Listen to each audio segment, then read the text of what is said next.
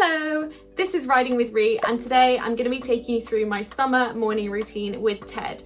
Ted is living out 24/7 now because it's summertime, so my routine has slightly changed. We're going to be going through my equestrian morning routine, a Gridwork jumping lesson, and I'll be breaking that down for you so that you can replicate it in your own riding, and then we'll be doing the evening routine.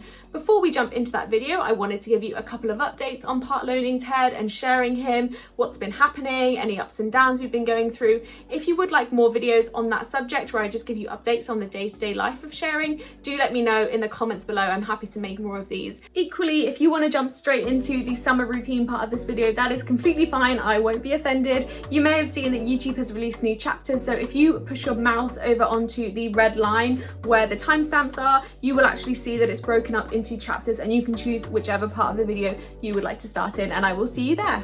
But yeah, if you've looked on my Instagram lately, you'll know that I'm actually looking after Ted full time right now. Ted's owner had a little accident, not horse related, and they are completely fine, but it does mean that they won't be riding for a little while. So I've actually been riding Ted 5 days a week. He has 2 days off, and I've been splitting the responsibilities of looking after him with his owner. It's been an incredible experience. I think anyone who takes on a share, a part loan, or a full loan does so with sort of the goal in mind of having their own horse one day, and being able to sort of fast track and look after a horse full time, at least for a couple of weeks, has been an incredible experience. But I must say that it's been so much easier because I've been working from home. It's so easy to get up to the yard in the morning and the evening, and it really made me realise that if I ever wanted to get a horse of my own one day, I would need them on at least assisted DIY and full livery, and you guys know all about the costs involved with those from my recent videos, so it would be a big decision, a big financial decision if I decided to do that. The other thing that I've been discussing with people lately and feeling and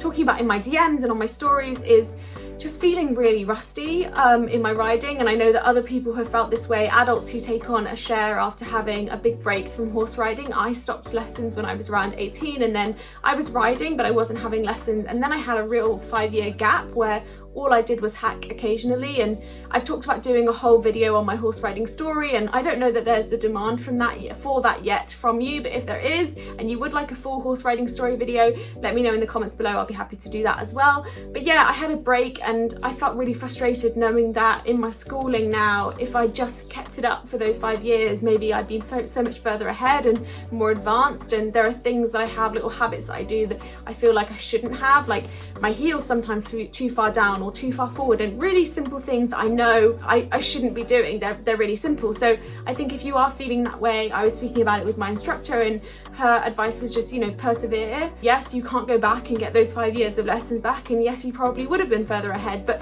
there may have been things in your normal life outside of equestrianism that you wouldn't have done if you'd have been riding all that time. So just persevere, look for the little positive improvements every single day. And then just an update on me and Ted. It's been pretty up and down. We had a hack a little while ago that was just, I mean, maybe even last week I think it was just awful. It was the worst hack I've had on him in a while.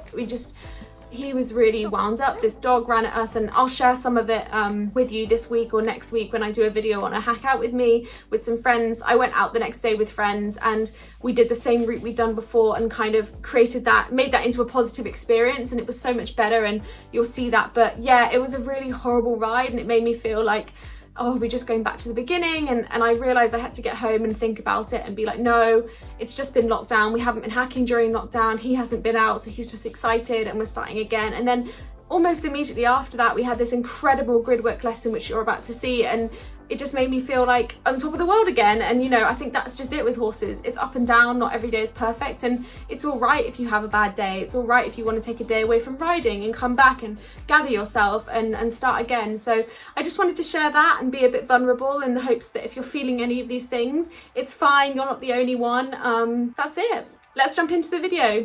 If you do enjoy today's video, do give it a thumbs up. Leave me any questions or comments below as per usual. And if you haven't subscribed yet, consider subscribing. As you can probably tell, I talk all about part loaning, sharing that first horse experience. So if you are in your equestrian journey there, do join us for the ride here on YouTube. Let's get into the video.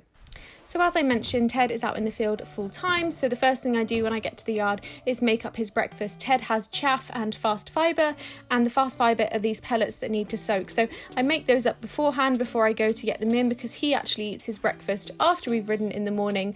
If he were to eat it before, we would have to give him an hour between eating breakfast and riding him. So it's just easier if I ride him first thing in the morning to just give him his breakfast afterwards.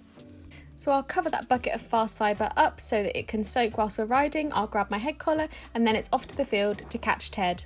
So it's about 7 a.m. at this point and my lesson starts at 7:30, so plenty of time to get Ted, give him a groom, tack him up, warm up and be ready for our lesson. It was a really, really gorgeous morning on this day. The horses were all at the top of the hill and I took a few stories from my Instagram and took a few pictures of Ted as well, because it was just such a gorgeous morning. I couldn't really help myself. I actually got to the yard around 6:30, went in the school and put our jumps up for the day, and then I went and got Ted at about 7. I'm just bringing him in, and then what I'll do is give him a quick brush, and you might notice that my grooming is slightly different from my winter and my spring routine. So in my winter and spring routines I was using a plastic curry comb, then I was using a dandy brush, and actually whilst they're living out I tend not to touch them too much. I obviously groom him to take the dust off where his tack goes, and I want to make sure that he has no cuts all over him, so I'm checking him everywhere.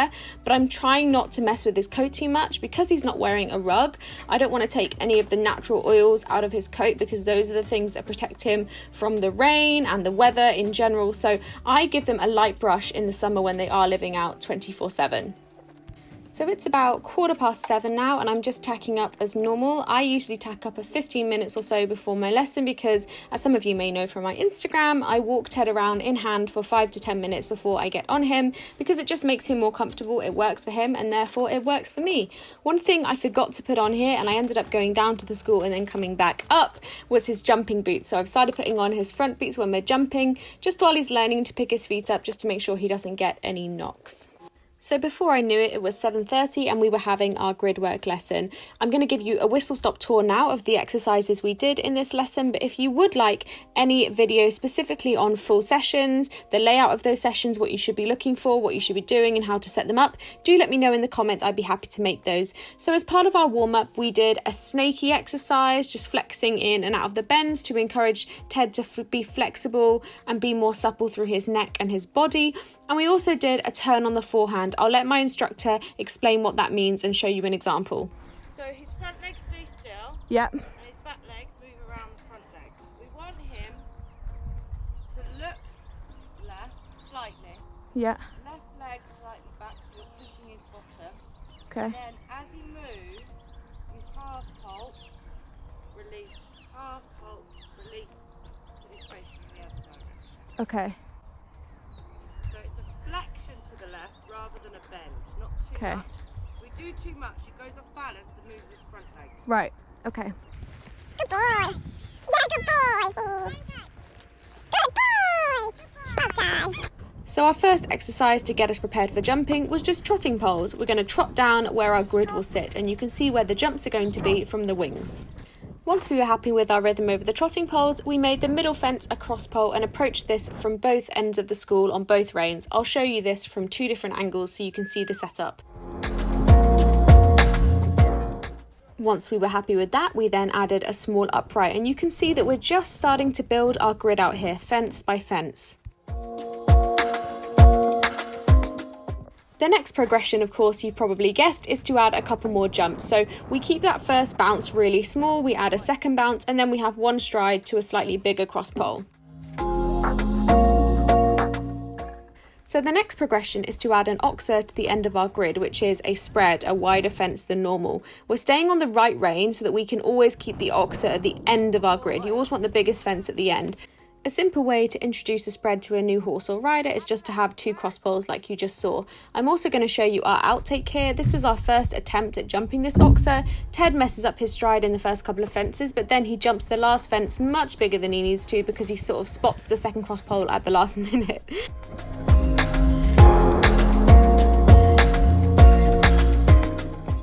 So after that, we just made our final fence, the second bar and upright, and we jumped that a couple of times. We had our rhythm wrong a couple of times, I'll show you those, but we had a beautiful jump at the end where he did clip it with his back legs, but other than that, it was a wonderful session and I felt really good about it. There's a lot to improve on. We're going to be adding fillers next, but I felt really, really positive. He felt amazing. So we warmed down and then we left my friend Jackie to have her lesson and headed back to the yard to untack.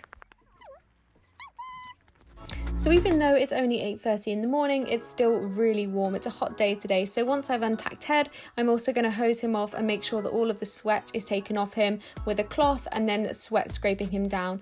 Whilst I do this, I'm also going to hose his bit quickly and hose off his boots quickly. This isn't a substitute for proper cleaning, but it does help keep most of the sweat and dirt off from everyday use before you get a chance to clean them properly. So I'll clean his face with a wet cloth. I don't want to put the hose on his face, but I do want to get the sweat off from where his bridle's gone. Then I'll sweat scrape him off and then I'll just pop those boots on the side to dry. And after he's cooled down completely, I'll then give him his breakfast. But I want to make sure that he's totally cool and calm before he has any food. That's really important. And whilst he's eating, I don't want to rush him and just be stood in front, so I'll just be tidying up, putting his tack away, putting my bits and pieces away, and generally making sure that the yard is presentable again. So once he's finished eating, I'll just take his bowl and give that a quick swill. It's not a substitute, again, for proper cleaning, it's just to keep most of the dirt from everyday use off, and it's easier to do when it's still wet with food. And then it's time to turn out. I put Ted's fly spray on, his fly mask on his face, and I put sun cream on his nose where the pink bits are to stop them getting burnt.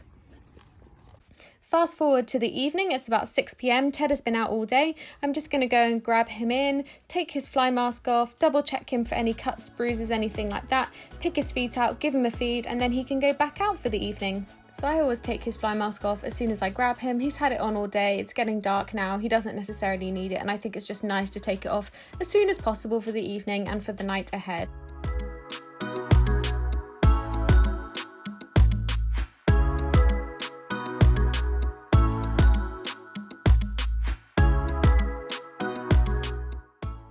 So you heard that huge whinny from Ted just there. He is not the most comfortable horse on his own. He doesn't like being in a stable on his own if there's no one else on the yard. So I'm also treating this evening feed as a really nice opportunity to get him used to being on his own, even if it's just for a few minutes, and having a really positive experience, aka having a bowl of food. So that for me is a really nice part of the evening routine of bringing him in. It's also a really nice way to get him used to being caught without any problems, because it means he's getting a feed and then he's going straight back out. So there's lots of benefits to this evening routine. And you saw that I'm also using this opportunity to pick out his feet, top up his fly spray, check any cuts he has, and generally make sure that nothing has happened during the day, nothing we need to worry about for the night ahead.